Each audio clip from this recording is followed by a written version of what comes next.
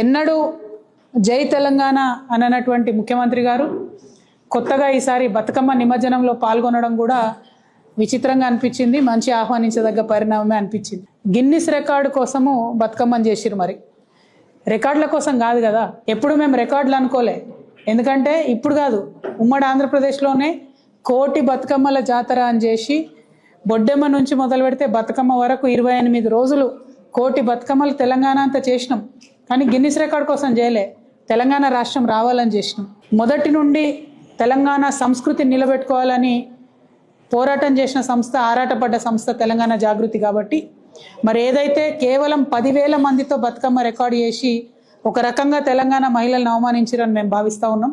కాబట్టి వచ్చే సంవత్సరం తెలంగాణ జాగృతి ఆధ్వర్యంలో 1,00,000 మంది మహిళలతోని మేము బతుకమ్మ సంబరాలు చేసి గిన్నిస్ రికార్డు ఎక్కించి ఖచ్చితంగా బతుకమ్మ పండుగ అంటే తెలంగాణ ఆడబిడ్డల పండుగ అనేటటువంటి విషయాన్ని నిరూపిస్తాం.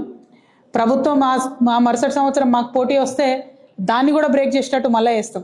అల్టిమేట్గా మా ఆలోచన ఏంటంటే తెలంగాణ తల్లి బొమ్మ ఎవరు పెట్టిరంటే తెలంగాణ ప్రజలు పెట్టిరన్నట్టు రావాలి, కానీ రేవంత్ రెడ్డి గారు పెట్టినని వచ్చే విధంగా వారు ఏదైతే ఈ కుట్రలు చేస్తూ ఉన్నారో వాటిని ఖచ్చితంగా ఎదుర్కోవడానికే ఈ ప్రయత్నం చేస్తాం. వచ్చే సంవత్సరం 1,00,000 మంది మహిళలతోని తెలంగాణ జాగృతి ఆధ్వర్యంలో ఖచ్చితంగా హైదరాబాద్ నగరంలో చేసి చూపిస్తామని సందర్భంగా ప్రజలందరికీ కూడా తెలియజేస్తా ఉన్నాం.